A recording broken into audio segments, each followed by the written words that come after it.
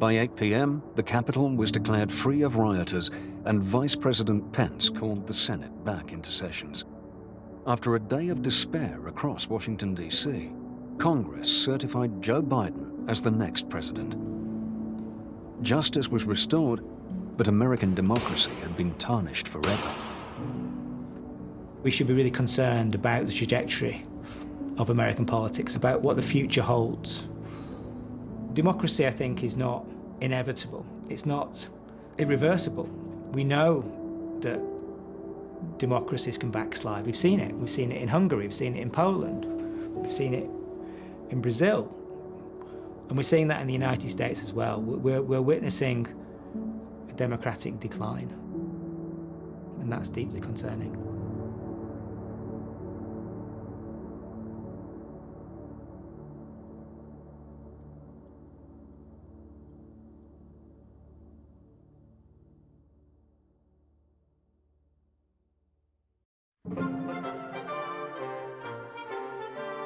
After the chaos of January the 6th, Donald Trump returned to his Mar-a-Lago resort in Florida to enjoy his retirement from being the most powerful man in the world, by playing golf, of course.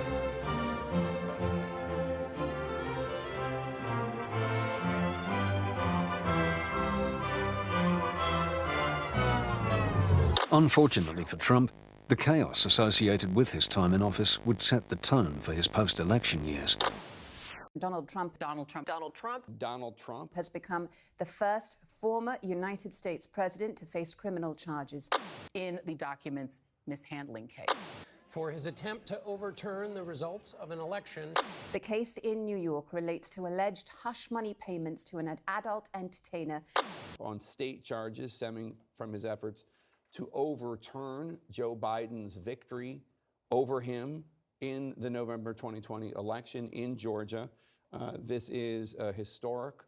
This is the fourth time Donald Trump has been indicted. It's one of those days when you both think like, wow, this is happening in my generation, in my lifetime. We're the first people to see federal criminal charges against a former president.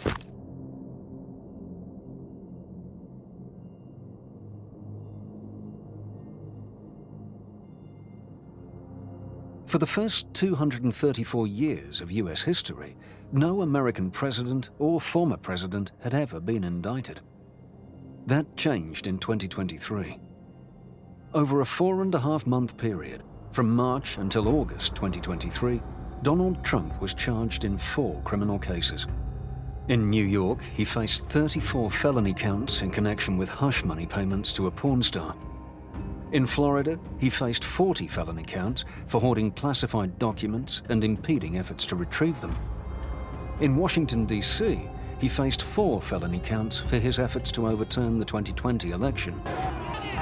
And in Georgia, he faced 13 felony counts for his election interference in that state.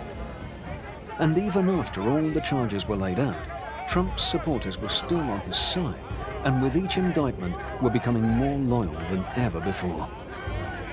The ultra-MAGA crowd were out in force, backing Trump to win the next election.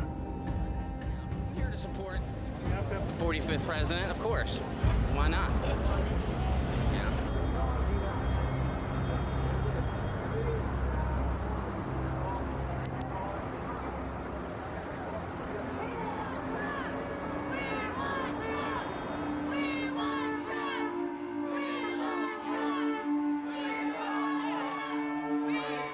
To be what is now the mainstream of the Republican Party, which is the Trump part of the Republican Party, it's not about where you stand on policy. It's not a policy position.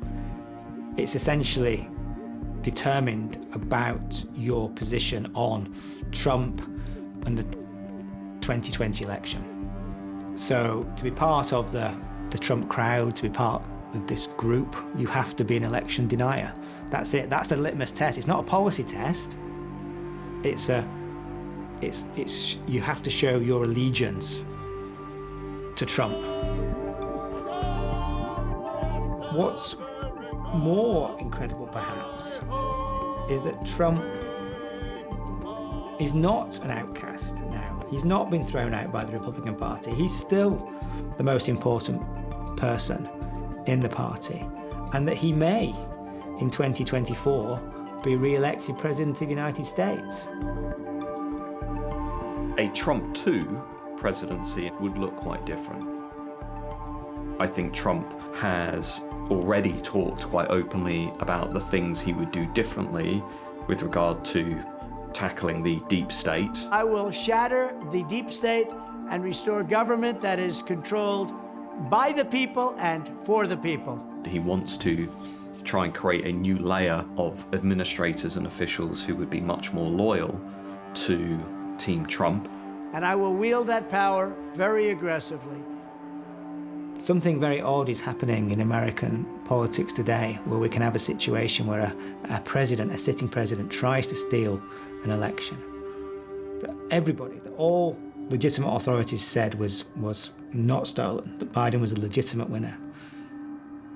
And then, 4 years later, he could possibly become president again.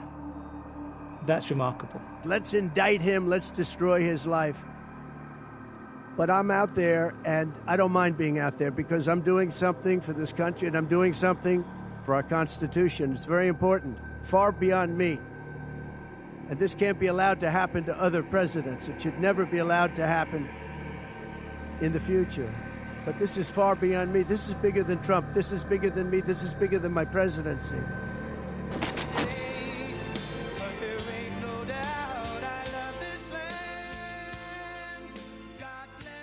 Donald Trump faces 4 criminal cases, with the sentencing for the hush money scandal taking place on the 11th of July 2024.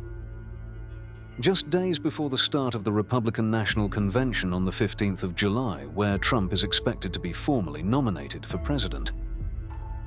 Although the ex-president continues to claim he is ahead in the polls, the prospect of a jail sentence could really rock his campaign. He has warned that the public would reach a breaking point if he ends up in prison, but refused to elaborate further.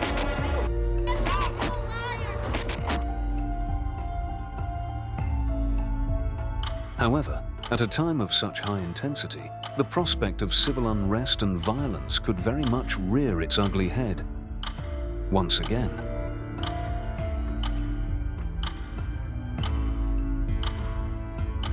This is the year we are going to take back the House.